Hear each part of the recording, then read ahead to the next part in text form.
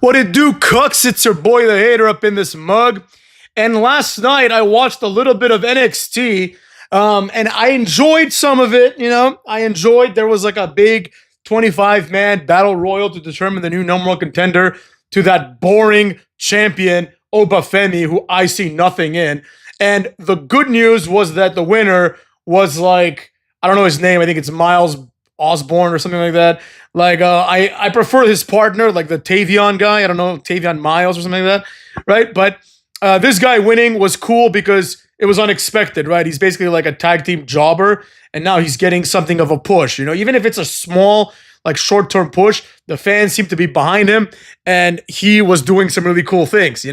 This guy is like very athletic, and he can do a lot of cool moves, which is always fun, right? Obafemi can also do a decent amount of moves, so the match should be good. Obviously, I'm not sold on this guy yet, but the video isn't about that, right? Within this match, right, there are some wrestlers that I really like for example, Javon Evans. But this match made me like him so much less because of the way he was booked. And the problem is that this is very common in wrestling matches. Like, while I like Javon Evans, he's got a long way to go. He's got to beef up a little bit. He's like 130 pounds. You know what I mean? He's the size of Travis Scott.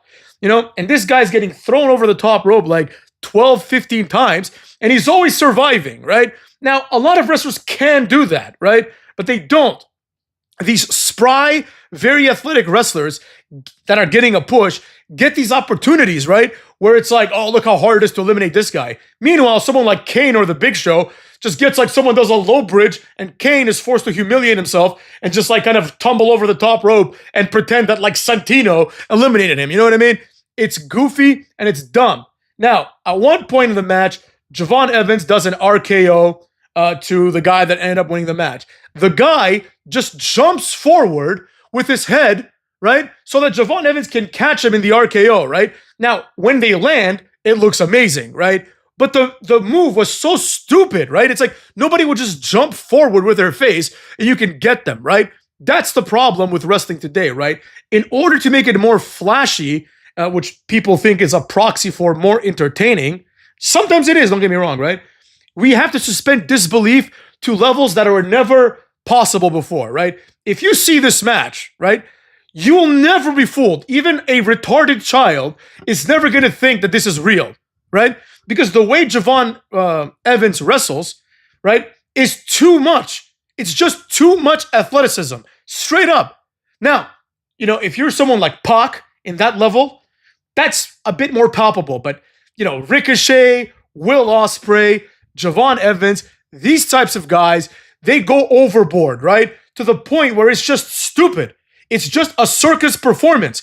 You don't need to have the violence element or the competitive bullshit element, like pretending that it's actually a match. Just have two very athletic guys, Javon Evans and Miles Osborne, whatever the fuck his name is, right? Just have them go out there in the ring and just do athletic things.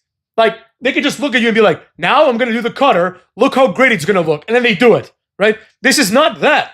Wrestling, the inherent principles of wrestling are that you're supposed to do this, right? Priority number one, make it safe. Priority number two, arguably on the same level as priority number one, make it entertaining, right? And within priority number two, make it entertaining, there is the sub-priority of make it believable to an extent, right? It is believable, for example, if someone does a massive move to get the pin, even if that move is not a finisher, right? The implications of a finisher are that anyone can do this move, but that the wrestler that does it has perfected it, right? So like anyone can do the RKO, but for Randy Orton, it's a finisher because he's perfected the move, right? Anyone can do the super kick as we've seen, but for Shawn Michaels, he's perfected it, so it's his finisher, right? And other people can perfect it too, but then they have to use it once in a while, right? The idea is if you're going to execute the move perfectly, you're not going to go around spamming it, right? Because you couldn't possibly do that, right? It would be like if someone's taking like a three-point shot, they're not going to make all of them, so they're not going to take all the three-point shots, right? That's the idea. Now, when someone does all these like, high-level moves, but during the middle of the match, then you have to make sure that there's some logic to why people are kicking out and why people are selling the moves the way they are, right? Like Javon Evans, right? Even Cucky Rhodes, they do a springboard cutter, right? Which there's no world in which that's going to hurt less than the RKO, right? Because the guy's coming up from a much higher distance and slamming your face down, right? But when Cody Rhodes does it, he also botches it half the time, which really lends credibility to the move as never winning a match, right? Even though, like Joe Tessitore says, this move has ended matches, more like Wade Barrett, right? And it's like, no, it hasn't. No one's ever been pinned with a Cody cutter. But anyways, that's neither here nor there. The point is, right, the move has to make sense logically, And what I saw last night, which is what I see a lot in independent wrestling and in this like cruiserweight jobber match wrestling, right, is unrealistic, It's okay if the match is slower and there's a few more joint locks and a few more low-level moves like a scoop slam or a vertical suplex, so that when Kurt Angle does the angle slam, right, it almost gets the win, then he does the ankle lock and wins, right? That's a good flow of a match. Javon Evans doing like what should be like 19 finishers in a row and never getting the pin or the elimination is silly. It's just stupid. It's like it looks choreographed, right? It's like I just saw Randy Orton, who granted is like 3 times the size of Javon Evans. I just saw Randy Orton do it to Sheamus, who is also 3 times the size of Javon Evans, right? And Sheamus got pinned, right? Like years ago or even recently if they do it, right? But I see Javon Evans doing it to like, I don't know, like let's think of a NXT jobber, to like, Luca Crucifito or Tony D'Angelo or something, right? And it's like, nah, bro, like this thing should pin this guy. Fine, the first one doesn't, the second one should, right? Who the hell is this guy kicking out of all these finisher caliber moves, right? It's like if someone does a super kick in NXT, everyone should go down to it, because even though they may not be an expert like Shawn Michaels is putting people like The Undertaker to sleep with the sweet chin music. Well, surely a sweet chin music done by like one of the Young Bucks to like Penta should put him down, because Penta is not The Undertaker, right? So this is fine. There is some variability, right? But this cheapens false finishes, right? The reason why the first match that really had a lot of false finishes, right, that worked was The Undertaker versus Shawn Michaels. The implications, the built-in concept there is that we know for a fact before the match starts that there's no way that Shawn Michaels is going down to one tombstone.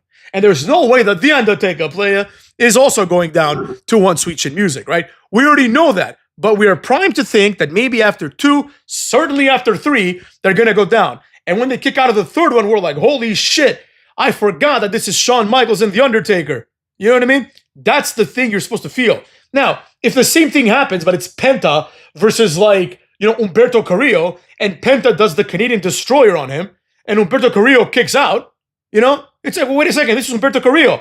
This guy gets beaten by everybody. How all of a sudden is it that Humberto Carrillo is strong enough to kick out of such a powerful move, right? So this is the problem. That plus the blatant choreography. Now it's like they don't even try. A lot of people talk about like what's the best sold stunner, right? And oftentimes people say that the worst sold stunner is Donald Trump, right? Or Vince McMahon. In my opinion, those are some of the best sold stunners because they actually look realistic, right? Like one of the best sellings I've ever seen was there was a part where like Braun Strowman debuted, right? And he put Roman Reigns in this like lifting triangle choke. And Roman Reigns just passed out, right? Which is exactly what would happen if someone does this move to you, right? Dean Ambrose was like struggling the whole time, right? And it's like, well, wait a second, bro. This thing would put you out in a second, So you should act like the move would work. Like The Rock's stunner cells, for example, are stupid. He gets stunned, then he has the energy to do like a back handspring, effectively, and then land, and then sometimes flip. Or Shane McMahon gets stunned, and then he just jumps backwards. How did this happen? The real good ones are the grounded ones. Like if Stone Cold does it, and the guy's head just rests on the shoulder, and the guy just flops over, right? That's the good way to do it. In my opinion, actually, people that don't know anything about wrestling are the best sellers, right? So for example, I Show Speed, it's a great example, right? He got speared out of his boots by Braun Breaker, right? That's one of the best spears of all time, in my opinion. Because did you see how far he moved I Show Speed? Because I Show Speed doesn't know how to take the spear, which normally would require the wrestler to jump back and kind of carry the momentum backwards, right? And like kind of like give some give to himself and to the opponent. He just stood there like a tree, and then Braun Breaker just plowed him, and it looked amazing. Apparently he got hurt, but that's not good, obviously, but you understand what I'm saying, right?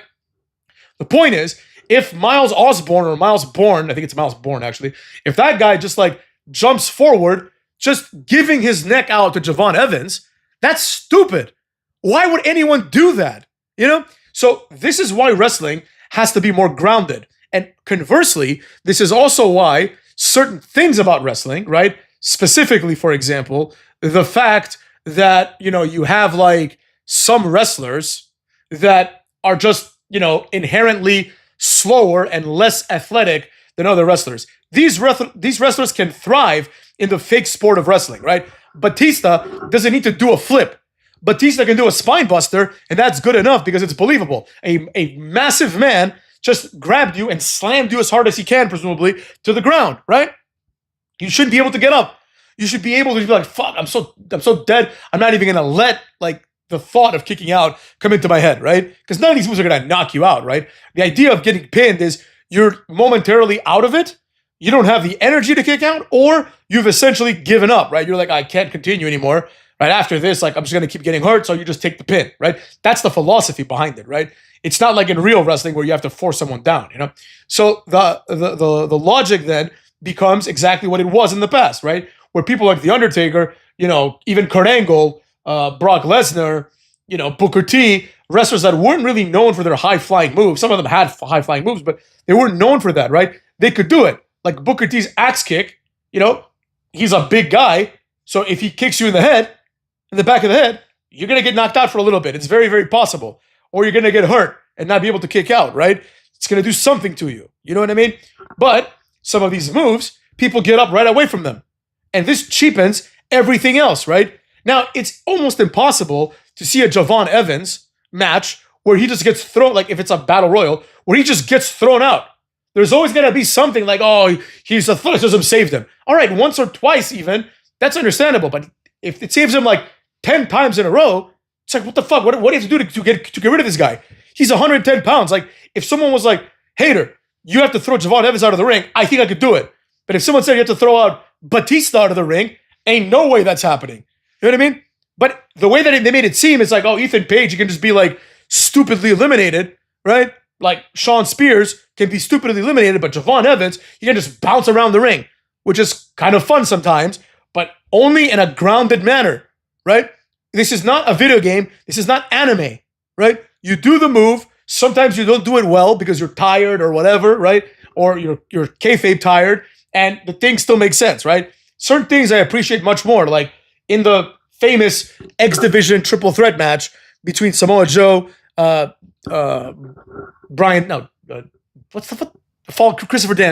Daniels. Yeah, I had to say the Fallen Angel in my head to like get to it. The Fallen Angel, Christopher Daniels, and Samoa Joe, Daniels, and AJ Styles. In the match, there's a part where AJ Styles like is in kind of like a choke. He picks the guy up, Daniels, I'm assuming, and he does like a Styles clash, but he only hooks one of the arms, right? The idea was he couldn't hook the other arm, so he just did it half-assedly, right? But it was part of the match. It was part of how it was supposed to be. That's fun to see. And then if he does it like that, and Daniels kicks out, it's like, okay, he didn't get all of it. You can actually say he didn't get all of it. Javon Evans jumps around, does like a full-blown, like basically super RKO on this other guy who is like not that, I mean, he's decently sized. He's bigger than Javon, but he's not like a massive guy in any capacity, right? He does it to this guy, and then this guy just like doesn't even like flinch, basically. Randy Orton like RKO somebody, like depending on the circumstance, they're down forever. So this is the kind of stuff that needs to be fixed immediately. There's definitely room for someone like Javon Evans in the WWE, right? It's not his fault. He needs to slow it down. Like for example, the Rey Mysterio wrestling style would fit him very well. The Rey Mysterio will do like a springboard, twisting cross body, right? And it's whatever. It's just, the guy gets up immediately because it's the kind of move that someone would get up immediately from, right? But it's still a cool move. You don't have to do the coolest version of every move, because if you do that, it just knocks me out of it. I'm like, this is just silly. It's like we have these like clear alpha males, and we have Javon Evans, who at this point is certainly not an alpha male, and he's just RKOing, jumping around like nobody can stop this guy. He's like 110 pounds. Like. The only way that this should have been booked is Javon does like 2 or 3 of those, and then a Kozlov type wrestler just headbutts him in the air and then throws him out, right? Kind of like what's it called? El Grande Americano did to Phoenix, right? Where Phoenix is doing all these moves, boom, headbutt with a metal block, and then like he pins him, or he does the finisher and then pins him. But that's what I'm getting at here, motherfuckers. We have to be intelligent about the things that we watch. And the WWE, conversely, has to be intelligent with the things that they show us. And if they ain't gonna show us something good, people aren't gonna be happy. Cuckwads. And with that being said, the hater is done with this video. So take care of yourselves and go fuck your mothers.